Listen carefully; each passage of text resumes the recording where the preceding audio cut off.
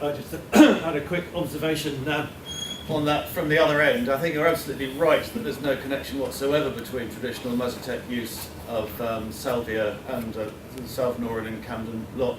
And in fact, to be fair, it is barely even a footnote in the sort of World Wide Web discourse about salvia divinorum. Absolutely. And indeed, if you look at other internet-driven drugs like mephedrone, for example, it's not necessary that they should have any kind of traditional use on which they're based. So it seems that the two are rather different. But it also seems to me that what's really been the driver of salvia divinorum on the web is looking at YouTube films of other people taking it. Yep. So we might want to consider that in fact the high that is being sought is the experience of viewing somebody else taking salvia on the internet, and this might not indeed read across to salvia use. You know, these people might be, as it were, the reality show guinea pigs who everybody else is watching. Now, I think these videos are, or the people in these videos are absolute guinea pigs. We didn't have time to show one of these videos, but normally if there would have been a chance, one would have seen one, and it has a guinea pig situation, or it is a guinea pig situation. Ma'am?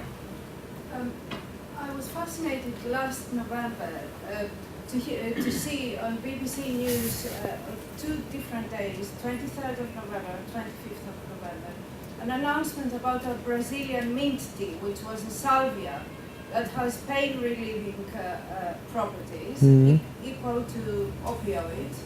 And a couple of days later, the BBC again announcing a study that showed that if you take morphine, that can enhance spread of cancer. So I think there is a possibility in lots of substances that are found naturally to help people, as long as they are used in a proper way.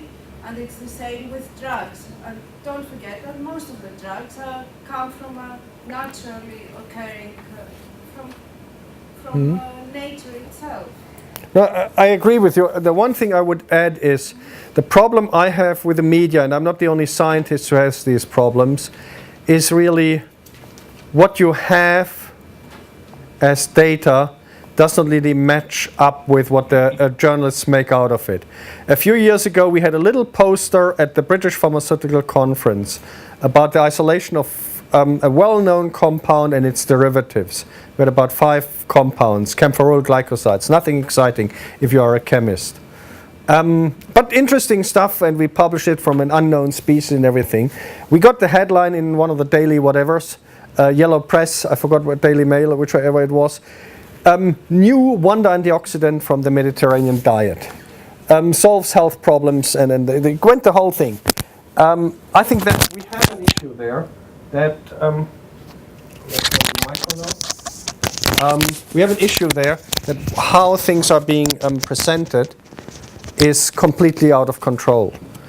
And unfortunately, the media are very much pushed here to either develop a either to report a disaster, hundreds of people killed by this herbal medicine, or the wonder thing, millions of people cured. And normally both are wrong.